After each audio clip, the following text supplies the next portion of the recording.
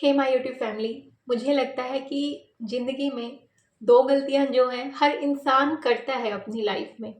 और जो जितना जल्दी ये गलतियां देख लेता है, उनको सुधार लेता है, उसकी ज़िंदगी भी उतना जल्दी सुधर जाती है। या तो आपने ये गलतियां करी होंगी या फिर आप अभी भी ये दो गलतियां कर रहे होंगे। पहली गलती, सही समय का इंतजार करना। और दूसरी गलती, कुछ भी नया सीखने से डरना। जो ये लाइफ है उसमें इंसान कोई भी हो, आदमी हो औरत हो, एक बार जिंदगी में जरूर उसके मन में कभी आया होगा कि यार अपने पैरों पे खड़ा होना है, नौकरी करनी है, पैसा कमाना है। 2008 की बात है, जब मैंने अपनी 10वीं पास की थी। 11th में एडमिशन हुआ नॉन मेडिकल में। और कुछ एक दो महीना गई थी मैं। उसके बाद मुझे ये था कि यार कुछ ऐसा करना है कि मुझे नौकरी करनी है। और मुझे पता चला कि यार +1 +2 से कुछ नहीं होता। आजकल तो डिप्लोमा चलता है कंप्यूटर साइंस का, और आजकल तो बस वही चलता है और अच्छी खासी नौकरी मिल जाती है। तो मैंने +1 बीच में छोड़ा और कंप्यूटर साइंस में डिप्लोमा किया। मैं बहुत शुक्रगुजार हूँ अपने पेरेंट्स की कि जब भी मैंने अपनी ज़िंदगी में कुछ करना चाहा पढ़ाई से रिलेटेड, उन्होंने कभी मना नहीं किया, कभी भी नहीं। हाँ, स्टार्टिंग में बुरा ज़रूर लगता है कि अरे अभी +1 में एडमिशन है, बुक्स हैं और 2 महीने हो गए जाते हुए, कहीं ये लड़की अपना साल बर्बाद ना कर ले। वो डर हर पेरेंट को होता है, मेरे पेरेंट्स को भी था। लेकिन उन्होंने मेरा एडमिशन फिर भी डिप्लोमा कंप्यूटर साइंस में करवाया। डिप्लोमा करने के बाद मुझे ये था कि मैं नौकरी करूं, बट मेरे पेरेंट्स को था कि नहीं भैया, अभी उम्र नहीं है नौकरी की, पहले तुम बीटेक करो, पहले अपनी पढ़ाई करो। ठीक है, वहां से फिर मैंने बीटेक किया। बीटेक के लास्ट ईयर, जो फाइनल ईयर था, फाइनल सेमेस्टर था, उसमें मेरा एंगेजमेंट हुआ। और बीटेक खत्म होते ही मेरा शादी हो गई। उसके बाद 2014 की बात है ये, जून 2014। उसके बाद जो ये मन में तमन्ना थी ना कि यार खुद के पैरों पे खड़ा होना है, पैसा कमाना है, वो धुंधला सा हो गया था। मुझे समझ में नहीं आ रहा था कि मैं अब करूं क्या। उस टाइम पे मेरे जो हस्बैंड हैं वो एसएससी सीजीएल का तैयारी कर रहे थे, और उनका भी बीटेक इलेक्ट्रॉनिक्स है। और मेरे को ये था कि यार मैं जॉब करूं। तो उन्होंने मुझे बोला कि पहले गवर्नमेंट जॉब का तैयारी करो, प्राइवेट तो तुम कभी भी कर सकती हो। अब मेरे मन में डर है, जिस डर की मैं बात कर रही थी ना, नया सीखने का डर। क्योंकि मेरा माइंड तो ये पहले से ही इतने सालों से मन में बिठा के बैठा था कि डिप्लोमा कंप्लीट होगा कंप्यूटर साइंस से और मैं नौकरी करूंगी। फिर मेरा दिमाग ही बिठा के दिल में, मेरे दिमाग में ये बैठा हुआ था कि बीटेक कंप्लीट होगा और मैं अपना फिर प्राइवेट जॉब करूंगी। लेकिन अभी गवर्नमेंट जॉब के लिए तो भैया नया चीज़ सीखना पड़ेगा। अब मुझे तो कंप्यूटर साइंस इतने सालों से मैंने पढ़ा है और उसी का कुछ आता है। अभी ना रीजनिंग अच्छे से आता है, ना मैथ आता है, ना जीके आता है। और उन्होंने मुझे सजेस्ट किया था कि मैं एसएससी सीजीएल का तैयारी कर रहा हूँ, तुम भी कर लो इसकी तैयारी। लेकिन मुझे तो लग रहा था कि नहीं, मुझसे तो मैं कैसे करूँगी, मुझसे तो नहीं होगा। क्योंकि वो डर था, नया सीखने का डर। कि भैया, मेरे को सबसे पहले माइंड में ये आया, मैंने सिलेबस देखा, एसएससी सीजीएल में कंप्यूटर साइंस का तो कुछ है ही नहीं। होगा तो कोई 2-3 नंबर का जीके में क्वेश्चन आएगा, बाकी सब तो ये मैथ है, ये रीजनिंग है, और मतलब जीके वगैरह है, कैसे होगा। मतलब वहां पे मैं डर गई। सीरियसली, मैं नया सीखने से डर गई। मुझे लगा इतने सालों तक जो मैंने कंप्यूटर साइंस का सीखा वो तो कोई काम का नहीं है, और अब मुझे ये नया पढ़ना पड़ेगा। मैंने बोला कि मैं नहीं करूंगी ये तैयारी। ऐसा करते करते 2014 जो था वो चला गया। 2015 में और एक वैकेंसी निकली थी एचटेट की। नवंबर की बात है, नवंबर 2015, जहाँ तक मुझे याद आ रहा है। और उसमें मुझे बस वो फॉर्म निकले थे ना, तभी मुझे पता लगा था कि जो कंप्यूटर साइंस है उससे टीचर भी लगते हैं, पीजीटी टीचर लगते हैं हरियाणा में। तो मेरे को लगा था कि मैं ये फॉर्म फिल कर देती हूँ। मैंने फॉर्म फिल किया। उसके बाद उसमें भी नए सब्जेक्ट थे, कंप्यूटर साइंस था, पैडागोजी था और हिंदी था। तो मुझे पैडागोजी से सबसे ज़्यादा डर लगा कि ये मैं कैसे पढ़ूंगी, आज तक नहीं कभी पढ़ा और एकदम ये पढ़ना। लेकिन उस टाइम पे क्या था, माइंड में प्रेशर आया कि 1 महीने बाद पेपर है। फॉर्म बस निकले थे, फॉर्म भरा था और 1 महीने बाद पेपर होना था। और बस वो जो प्रेशर था उसी ने ऐसा किया कि वो बुक था, नोट्स था, वो लिया, पढ़ा और वो पेपर दे के मैं आई। पेपर अच्छा हुआ। पता चलता है उसी दिन शाम को कि पेपर तो कैंसिल होगा, क्योंकि पेपर में ना कुछ चीटिंग वगैरह कुछ हुआ था, पेपर आउट हो गया था, कुछ ऐसा हुआ। मुझे फिर मेरे को लगा कि यार क्या होता है ये, सरकारी नौकरी में पेपर होता है और फिर ऐसे हो जाता है। तैयारी करी, वो 1 महीने की तैयारी ही मेरे को ऐसा लग रहा था जैसे मैंने पता नहीं क्या पहाड़ तोड़ा हो, कि इतना कुछ तो किया था। और मतलब उस 1 महीना मैंने मेहनत बहुत की थी, घर के काम के साथ बहुत मेहनत की थी। ठीक है, ये सब हो गया। उसके बाद मेरा ब्रदर और मेरी सिस्टर का शादी हुआ, मैं उसमें बिजी हुई। 2016 में मेरे हस्बैंड की जॉब लग गई, मैं उसमें बिजी हो गई। और उनके साथ उनका इनकम टैक्स में जॉब लगा, मैं उनके साथ चली गई महाराष्ट्र। और इन टाइम पे मैं सही वक्त का इंतजार करती रही, इन महीनों में, कि सही वक्त आएगा तब मैं कुछ तैयारी करूंगी। फिर मैंने बैंक की स्पेशलिस्ट ऑफिसर की तैयारी शुरू करी। और मेरे को वो भी इसलिए करी कि उसमें कंप्यूटर साइंस आता है। मैं फिर से, मेरा दिमाग वहीं पे हो गया कि मुझे नहीं कुछ नया सीखना, मुझे नया सीखने से डर लग रहा था। मुझे नहीं अब कुछ किसी चीज़ का कोई सब्जेक्ट ऐसा पढ़ना, मुझे कंप्यूटर साइंस आता है, मुझे तो कंप्यूटर ही पढ़ना है। अभी क्या होता है, वहाँ पे हम रहे 16 में, और 16 का एंड आते आते मेरे हस्बैंड की जो एक और जॉब है एसएससी सीजीएल के थ्रू, वो ऑडिट में लग गई और चंडीगढ़ में। अब वहाँ से हम शिफ्ट हो गए। उसके बाद वो जो बैंक वाला था जिसमें मैं अच्छा कर रही थी, वो भी मेरा कहीं पे, मतलब मैं पजल हो गई वहाँ पे आके। फिर ये हुआ कि भैया बैंक में तो ऐसा रहेगा कि हर 3-4 साल में ट्रांसफ़र होगा, और जो मेरे हस्बैंड है उनका तो परमानेंट चंडीगढ़ में रहेगा। तो जो पीजीटी जो, सॉरी मैं एक बात बताना भूल गई कि 2016 के स्टार्टिंग में, फेब में शायद, जो एग्ज़ाम कैंसिल हुआ था ना 15 नवंबर में, वो वापस से हुआ था। और उस टाइम पे 20-25 दिन का कुछ तैयारी करके मैंने एस्टेट दिया था, मेरा क्लियर हुआ था। अब जब हम वापस चंडीगढ़ में शिफ्ट होते हैं तो फिर मेरे हस्बैंड बोलते हैं कि बैंक का रहने दो, ये टीचिंग वाला सही रहेगा। और मुझे भी, मतलब मैं तुरंत मान गई, क्योंकि मुझे ये था कि यार ठीक है, टीचिंग भी मतलब, और पेपर तो क्लियर ही हो रखा है। तब मैंने वो एचटेट की मार्कशीट अपना देखी थी पहली बार। बहुत टाइम से मार्कशीट घर पे आ चुकी थी और उस टाइम पे मैंने देखी थी। और अब मैं सही समय का इंतजार कर रही थी कि इसकी वैकेंसी निकलेंगी और तब मैं इसी का तैयारी करूंगी। मैंने सब तैयारी बीच में छोड़ दिया। इसी बीच में एक और चीज़ हुई थी, देखो, कई कई कभी भी ना समय अनुकूल नहीं होता है। एक और चीज़ हुई थी कि मेरा ना मिसकैरेज हुआ था 15 में ही, और नहीं सॉरी 16 में मेरा मिसकैरेज हुआ था। और अब जब हस्बैंड का शिफ्ट हुआ, और जब तक ना हस्बैंड ने ज्वाइन नहीं किया था जब मिसकैरेज हुआ था, और उनके ज्वाइन करने से कुछ महीने पहले मिसकैरेज हुआ था, 2 महीने पहले शायद। और उन्होंने 16 में ज्वाइन किया था, आई थिंक जुलाई में, और मेरा मिसकैरेज हुआ था अप्रैल में शायद।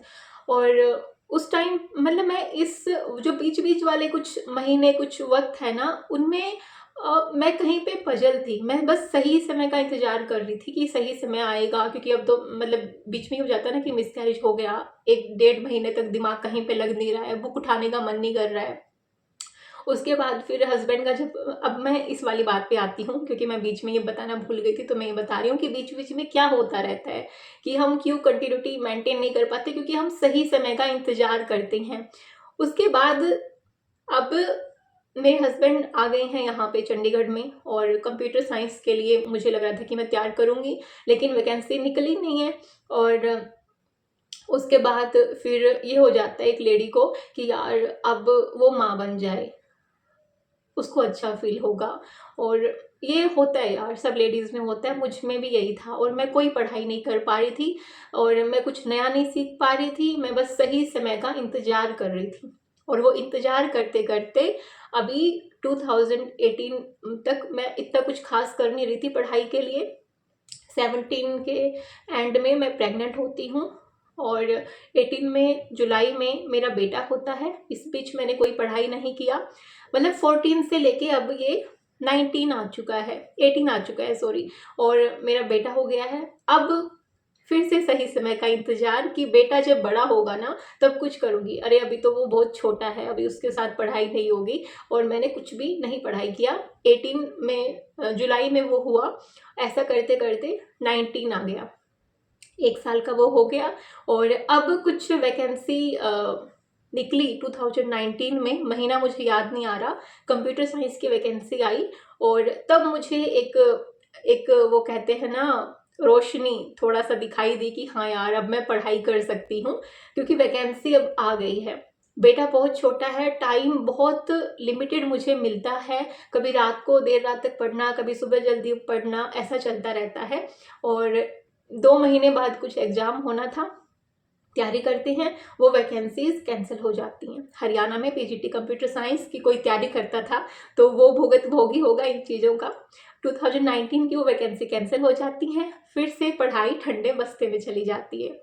उसके बाद फिर मेरे माइंड में क्लिक करता है कि यार 2014 से 2019 आ चुका है, 5 साल चले गए हैं।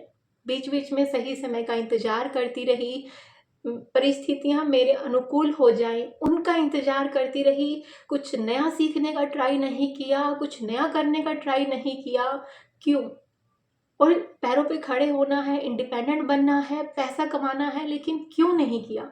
5 सालों तक क्यों बस इंतजार करती रही? या फिर जो अपने फेवर में था वो पढ़ाई करती रही, वो भी पार्ट्स में।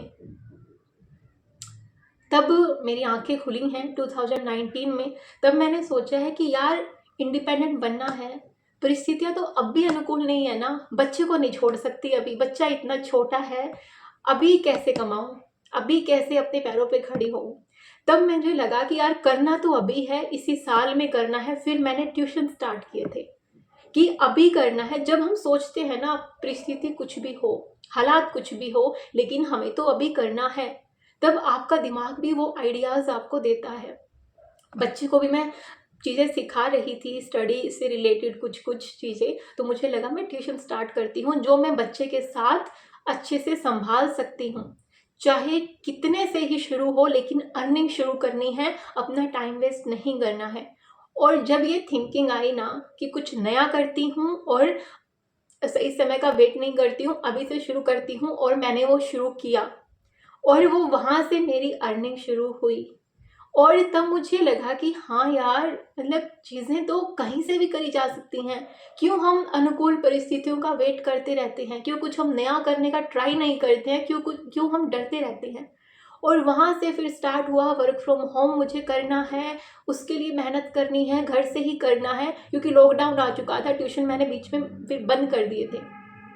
उस टाइम पे भी परिस्थितियाँ बीच बीच में अनुकूल नहीं होती हैं। हम कोविड से जूझे हैं। मुझे, मेरे हस्बैंड को कोरोना हुआ था, फिर मेरे पापा को हुआ था, मेरी मदर इन लॉ को हुआ था, मतलब मेरी बुआ जी के बीच में डेथ हुई थी। मतलब परिस्थितियाँ तो तब भी अनुकूल नहीं थी, लेकिन अब मेरा दिमाग समझ चुका था कि यार परिस्थितियाँ कैसी भी हों, मेहनत करते रहना है।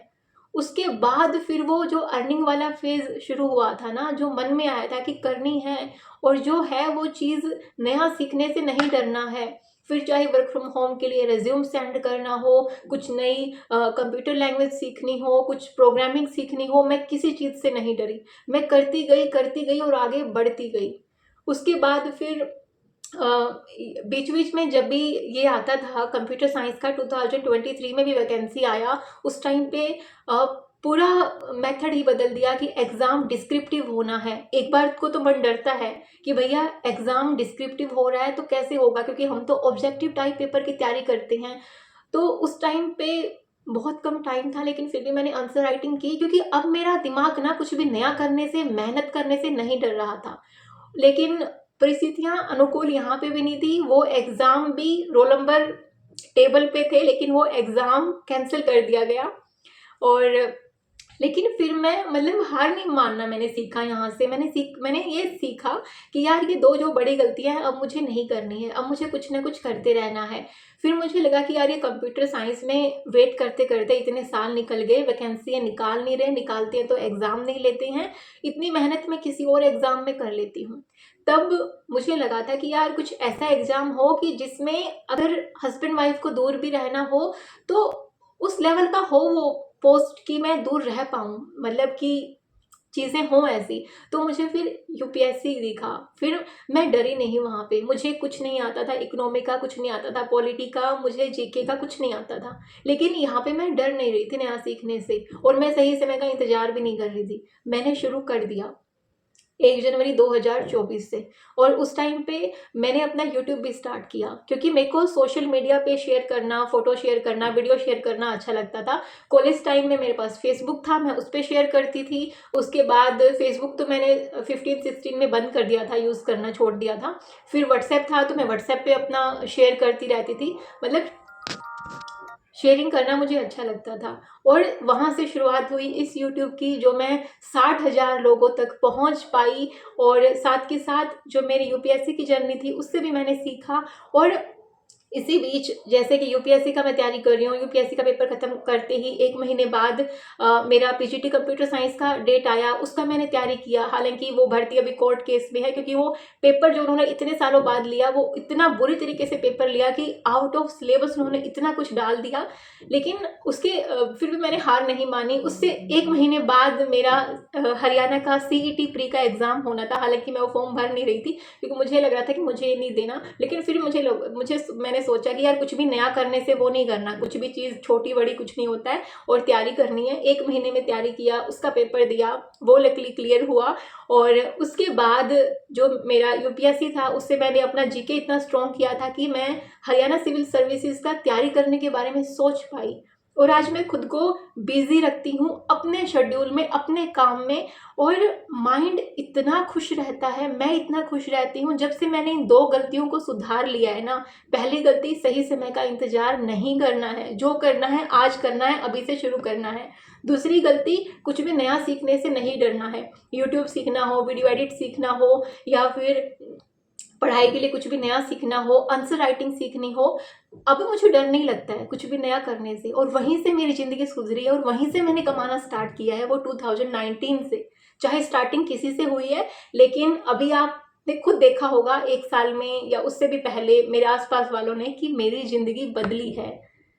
सब कुछ बदलता है भैया, सब, मतलब अगर ये 2 गलतियाँ आप छोड़ देते हो ना, 2 गलतियों को सुधार लेते हो, तो आपकी लाइफ रियली सुधर सकती है, बहुत अच्छे से सुधर सकती है। वो पथ क्या, पथिक कुशलता क्या, वो पथ क्या, पथिक कुशलता क्या, जिस पथ पर बिखरे शूल न हो, नाविक की धैर्य परीक्षा क्या, यदि धाराएं प्रतिकूल न हो।